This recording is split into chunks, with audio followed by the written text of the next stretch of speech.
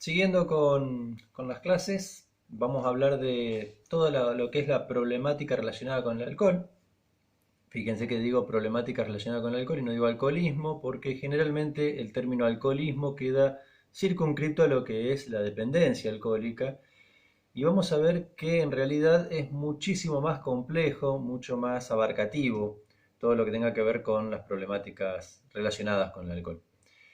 Es importante, como les vengo repitiendo en múltiples ocasiones, que repasen las partes de la neurona y las principales funciones neuronales porque en este tema en particular lo van a tener que tener presente. Lo primero que tenemos que saber respecto del alcohol y el consumo de alcohol es el mecanismo de acción. ¿Sobre qué actúa el alcohol? El alcohol es básicamente un depresor por excelencia, inclusive dentro del grupo de las sustancias depresoras, es la que primero se nomina. ¿Y esto por qué pasa? ¿Por qué se dice que es un depresor? En primer lugar, el alcohol actúa sobre las membranas plasmáticas, sobre todas las membranas plasmáticas, pero en particular sobre la neurona, produciendo lo que se conoce como una fluidificación de la membrana. Esta fluidificación de la membrana va a producir alteraciones en lo que es el potencial de acción, en lo que es el mecanismo eléctrico de la neurona, dificultándole justamente todo lo que es la comunicación neuronal. Otro de los lugares de destino del alcohol es todo lo que es el sistema GABAérgico. Va a actuar sobre los receptores GABA y sobre el neurotransmisor GABA en particular, estimulándolo. El GABA, recuerden, era el neurotransmisor inhibidor por excelencia. Entonces, al potenciar el GABA, va a estar potenciando todo lo que tenga que ver con la cuestión inhibitoria. Sobre el glutamato, lo que va a hacer es bloquear los receptores glutamatérgicos. Recuerden que el glutamato es, por el contrario, el excitador por excelencia. Entonces, al actuar inhibiendo el excitador y estimulando el inhibidor, tenemos una sustancia que es recontradepresora. Eso hay que tenerlo muy presente. Otro de los lugares sobre los cuales tiene mucha llegada el alcohol es la dopamina, obviamente. Eso, recordemos, todas las sustancias con potencial adictivo aumentan la dopamina, sobre todo en el Luque accumbens. Eso ya lo hablamos en las generalidades. Sobre los receptores opioides también, es otra de las cuestiones que refuerza lo que es la adicción al alcohol. Y sobre el sistema noradrenérgico también, en un primer momento inhibiéndolo y en una segunda instancia estimulándolo. Con el consumo agudo se inhibe, con el consumo crónico se estimulan los receptores noradrenérgicos. Enorme, este enorme abanico de lugares sobre los cuales actúa el alcohol va a generar, obviamente, un sinnúmero de cuadros clínicos, que son los que nosotros tenemos que saber. Y lo importante para no perderse, para no leer todo como si fuera todo lo mismo, lo importante es tener bien en claro eh, cómo nos va a venir un paciente con un consumo problemático de alcohol. Entonces tenemos dos frentes. Por un lado, lo que es la consulta aguda, el abordaje de aquel que llega por una cuestión estrictamente aguda, y por otro lado, la cuestión crónica. ¿Cuáles son las dos grandes vertientes respecto de, por ejemplo, lo que es el abordaje agudo, la consulta aguda? Por un lado, lo que es la intoxicación aguda. ¿Está? Eso más de uno lo habrá tenido que experimentar en carne propia, algún fin de semana, alguna fiesta o lo que sea.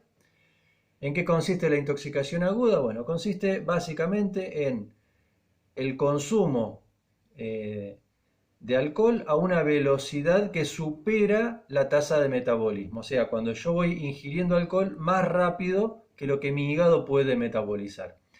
Al ir más rápido que el metabolismo hepático, empieza a acumularse en sangre. Esa acumulación en sangre llega al sistema nervioso central y ahí empiezan todos los efectos del alcohol. No me voy a poner a describirlo porque se nos va todo el tiempo, pero en el material van a encontrar justamente según el grado de alcoholemia cuáles son estadísticamente los efectos que se pueden ir viendo. En principio, habría como una pseudoestimulación. Digo pseudoestimulación porque lo primero que inhibe el alcohol es el sistema inhibitorio. Entonces eso hace que muchas personas por ahí más introvertidas, tímidas, con mayores inhibiciones y complejos, empiezan a liberarse, empiezan a soltarse. ¿Está? Uno se vuelve más locuaz, va venciendo ciertas inhibiciones, pero luego también inhibe todo lo que tenga que ver con el sistema de activación. Entonces ahí sigue evolucionando a llegar al punto de no coordinar motrizmente, de empezar con problemas en la marcha, en el pensamiento, etcétera. E incluso las intoxicaciones graves pueden llegar al paro cardiorrespiratorio, una intoxicación, una sobredosis alcohólica. Esto es lo que se llama la intoxicación aguda simple. En algunos casos con pacientes que tienen trastornos neurológicos o sobre todo traumatismo craneoencefálico se puede dar lo que se llama la intoxicación aguda complicada, donde hay un mayor grado de excitación psicomotriz, hay mucha violencia y cursan generalmente con amnesia posterior a lo que ocurrió, y alternan periodos de mucho sueño, el paciente queda en un estado este, de somnolencia muy fuerte luego del episodio. El otro frente que podemos recibir en un paciente con una consulta aguda es el síndrome de abstinencia. Ya lo describimos también en las generalidades qué era el síndrome de abstinencia. En este caso es lo que se va produciendo por la tolerancia a una sustancia depresora. Entonces, cuando yo saco la sustancia depresora, lo que prevalece son los mecanismos de compensación que son excitadores. Entonces, la persona va a tener temblor, inquietud, agitación, ansiedad, insomnio, irritabilidad e incluso llegando a una cuestión bastante particular del alcoholismo que se llama el delirium tremens. Delirium porque cursa con un cuadro de delirium, lo vimos en semiología, repásenlo. Y tremens por las tremulaciones, porque produce muchos temblores, mucha descarga motora importante al llegar hasta las convulsiones. Dentro de los fenómenos sensoperceptivos que se pueden ver acá, tenemos las alucinaciones zoópticas, que tiene que ver con ver animalitos, ver insectos y demás, y las alucinaciones liliputienses, que consisten en ver personitas chicas. ¿Está? Esos son bastante característicos en los cuadros de delirium tremens. Y de los delirios propiamente dicho, la persona puede llegar a tener lo que se llama el delirio ocupacional, donde es como que se transporta a la actividad que desarrolla diariamente. ¿Está? El delirium tremens, en realidad el síndrome de abstinencia en general, pero el delirium tremens en particular, forma parte de las urgencias, o sea, se trata sí o sí en internación. Sobre todo el delirium tremens hay que internar. Luego tenemos los abordajes crónicos. Dentro de lo crónico obviamente está el síndrome de dependencia alcohólica, que aquí también podemos recurrir a lo que vimos en generalidades respecto de lo que es el concepto de dependencia.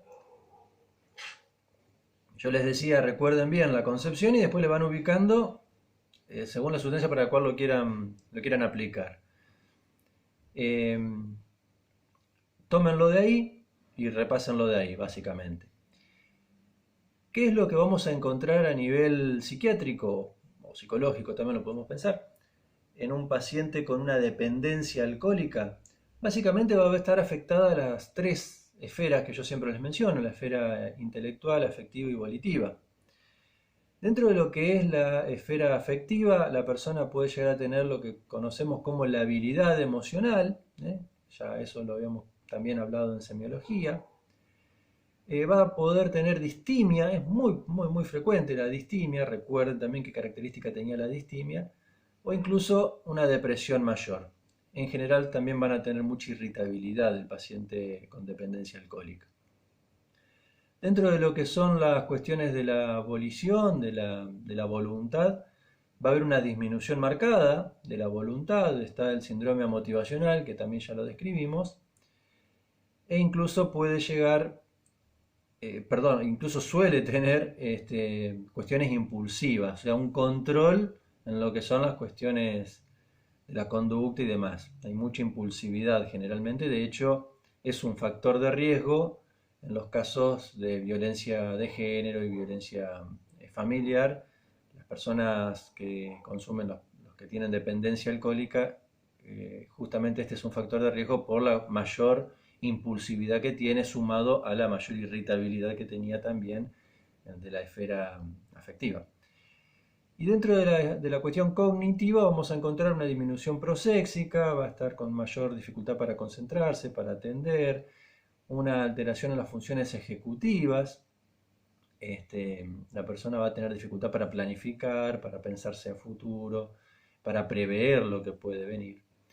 Amnesia y de transcurrir el cuadro sostenido en el tiempo podemos llegar a la demencia. Y esto nos da pie también para pensar justamente los cuadros crónicos del alcoholismo, o sea, los trastornos crónicos relacionados con el alcoholismo. Dentro de esta serie podemos pensar, por un lado, lo que tenga que ver específicamente con el sistema nervioso central, en cuyo caso podemos encontrar una triada que se conoce como Wernicke-Korsakoff demencia. El Wernicke es un cuadro que se da por una falta de lo que es la vitamina B. La persona con alcoholismo, perdón, con dependencia alcohólica, suele tener una deficiencia de vitamina B a partir de alteraciones gastrointestinales que no le permiten absorberla. Esto lo van a encontrar en los pacientes que están internados, que tienen todo un suerito amarillo. Bueno, ese color amarillo es por el complejo vitamínico, sobre todo complejo B. Además se le agrega glucosa y otras cuestiones, que justamente es para reponer la vitamina B que el paciente no puede absorber por vía oral. Ese déficit de vitamina B va a producir cuadros muy parecidos a los síndromes de abstinencia, entonces hay que saber reconocerlo. Va a tener delirios, va a tener agitación, va a tener alucinaciones, va a alternar episodios de mucha agitación y excitación psicomotriz junto con mucha somnolencia, entonces hay que tenerlos muy, muy, muy presentes. Cuando estos episodios repetidos de Wernicke pueden llevar a lo que se llama el síndrome de Korsakoff, donde además se le agregan alteraciones polineuropáticas, o sea, alteraciones en los nervios. La persona empieza a tener dificultad en la marcha, no tiene sensibilidad, sobre todo en los nervios grandes, o sea, en las piernas. Va a tener alteraciones en la memoria, con lo que se llaman falsos reconocimientos. Y si esto continúa, si esto progresa, llegamos a los cuadros demenciales. Por último, las otras alteraciones que puede llegar a tener el paciente con dependencia alcohólica tiene que ver con el resto del organismo. Por eso yo le decía, por un lado, los trastornos crónicos relacionados con el sistema nervioso central y por otro lado, el resto.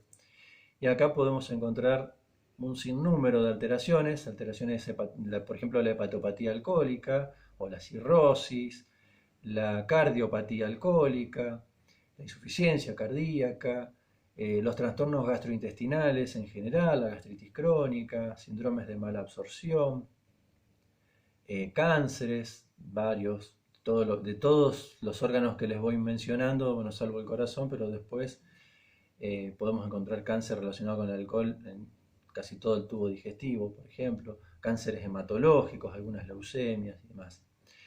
Y en la mujer embarazada el alcoholismo fetal, que tiene que ver con el pasaje de alcohol a través de la placenta con el feto, que termina desarrollando justamente un alcoholismo y tiene serias consecuencias neurológicas en el bebé cuando nace, ¿no? Con retraso mental y varias cuestiones malformativas. Hasta acá llegamos con el alcohol. Vamos a seguir luego con otros tipos de sustancias.